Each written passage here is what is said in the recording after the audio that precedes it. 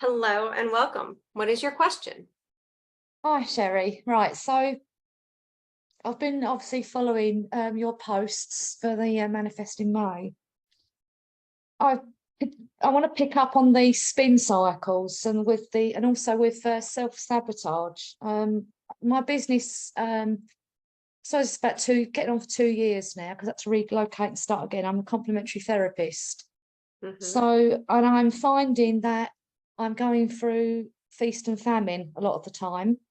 And I have a run of really good clients, and then it all goes quiet for whatever reason, the summer holidays, etc. But I'm finding now that I'm able to do this panic manifesting that you have been explaining about. Obviously, I don't want to be doing that all the time because I'm going to go into burnout. So I'm just trying to work out how I can expand my energy and improve the business, really. So I don't really know how to explain it. But if things start to improve, I panic and then I kind of self-sabotage it. And then I go back into this comfort level where, oh, well, this is meant to be, this is how it seems to be, the cycle seems to be rolling out for me. And I really need to sort of nip that in the bud and break free of that cycle. But I'm in like a spin cycle, so I don't, trying to see things logically and clearly, I'm struggling with at the moment. So I don't know if you've got any tips for that. Of course. I have answers for everything, unless I don't. I have all the answers I have and none that I don't have. So let's just clear this up a minute here, because I think what you're talking about is there's a couple of points in it, and it's very common. So before we go any further, for those who are listening, I call the spin cycle the cycle of self-sabotage, because we get in a loop and then we just start getting the same results over and over and over. And I don't like to call it self-sabotage, because self-sabotage can mean a myriad of things, but spin cycle seems to be pretty specific and people can identify it easier, and it's much less vague in my opinion. But anyway, so moving on, can you tell me what happens when business starts getting good and you freak out? I think this imposter syndrome kicks in. I feel like that I can see myself heading where I want to go, in the direction I want to go, and then panic sets in. What if I can't keep up with this level of clientele that's coming in? What if I don't meet their expectations? And I start then self-doubt creeps in, and then it starts to slow down a bit, because I'm doing all the things with the social media posting. I'm reaching all the local areas, I'm getting the response. Amazing. And then I reach you a see level how powerful you are? Yeah, I panic. No, but like, that's so powerful. You have this habit, you have a pattern where you like get traction and things are going, and then you're like, whoa, not sure. We're going to back up, and everything responds. Yeah. That's powerful. Like, have you really sunk yourself into that power? No. Like, you alone are creating that, and it's magnificent once you've been through a couple of cycles of that, to just the magnanimous amount of power that is. Do you see that? No. I mean, I think it's probably because I've got some self-negativity, which I'm working on. Where I just but just that in itself, that, like you've just told me, but just in the fact that you've just told me, I go through these cycles, so you recognize that the pattern's there. Yeah. So I think it's so important that you recognize how much power you have, because you do the thing and then you stop the thing, right? And the universe responds, everything comes to a screeching halt. So, or maybe hopefully not a screeching halt, but you understand, right? Yeah, so I do, yeah. So you're doing the things to get the clients, and you're doing this thing. So do you actually know what you have the capacity to handle client wise? Yes. Or do you have spaces in your calendar that you're working on your business, and then when you're serving clients? Yes. Yeah, I've made sure that I've got that in place, definitely. Just And because I don't want to burn out. Absolutely. Good. That's great. So we already have energy and time management there. Now, Pardon me. I guess the next question would be is, have you served over 100 clients?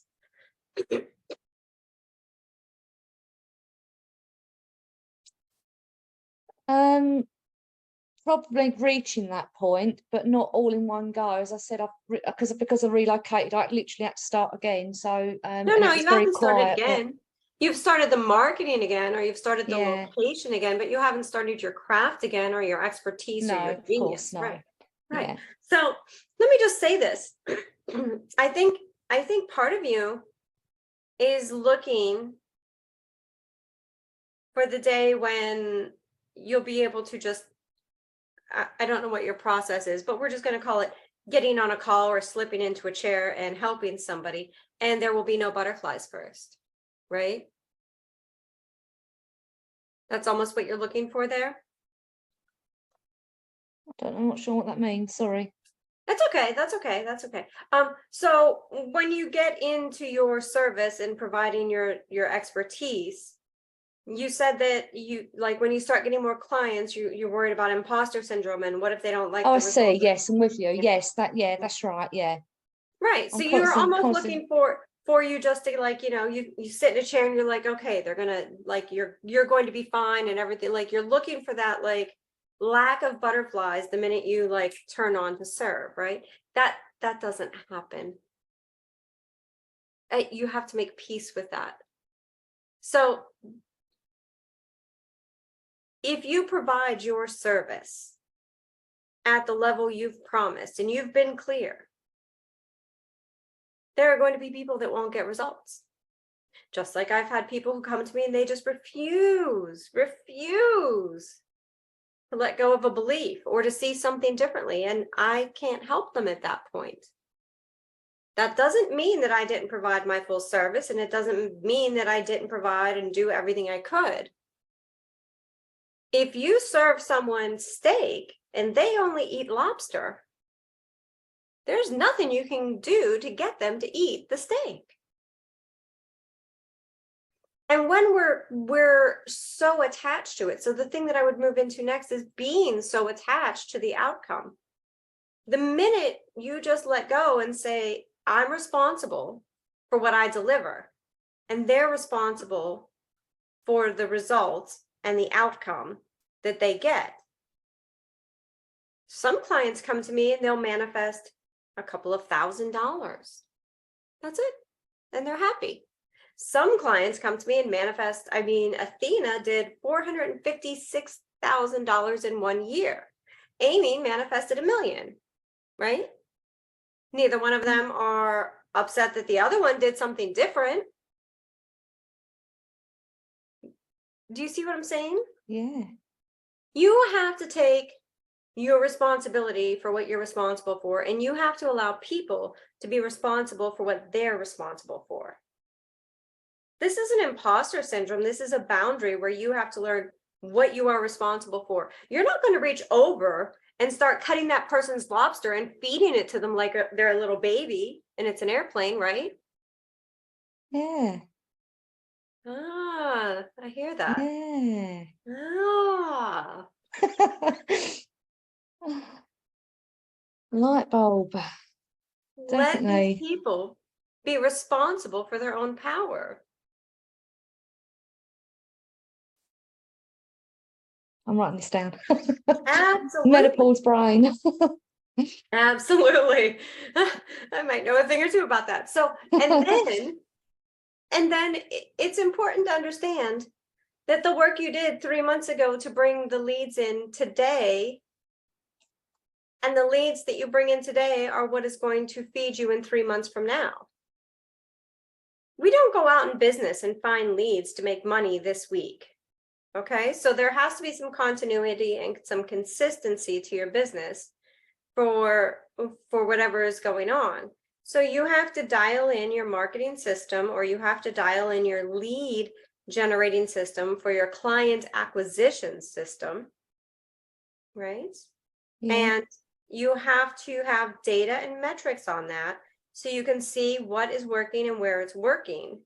And you have to remember that, like, if I want to eat, this is the month of May. If I want to eat in August, well, I say eat, but you understand what I'm saying. If I want to eat in August, I have to make people aware of me today. Yeah, I got that. Yeah. Right. So when you're going through these feast and famine episodes, what's really happening is you have become comfortable with chaos, and you've become comfortable with like pulling through at the last minute. Now, I don't know how you do it, whether you do it with sales or you just go extra hard. But here's what I want you to realize. You can take those same actions without having your back up against the wall. Right. Of course I can. Yeah. It's that simple. It's those same actions taken consistently at that level. Now, here's what I found, that people who go through feast and famine, there's a lot of like mindset things and things that go into it, which I'm not going to taint you with, because you might not have any of that. We don't need to put it there. But the thing that I want to say is, when you are going through feast and famine, it's just a matter of not relaxing because you have clients. A lot of people will just go, oh, well, I have clients, and they'll just lean back. But clients go through their own cycle and their own timeline. And so one of the major components of feast and famine on a very physical, practical, tangible level is knowing that as long as you are feeding the machine to continue to bring you clients, you'll have clients. Right. Yeah. That alone will solve a lot of mindset and manifestation problems. Yeah. Thank you. Yeah, that's. I suppose when I'm going through it, I'm not seeing it, and you've just cut straight through it. I'm thank you for that. Of course, you are so welcome. I'm so happy you could join. Thank you. All right. It's always a pleasure. Well, thank you. I'm glad you got so much out of it.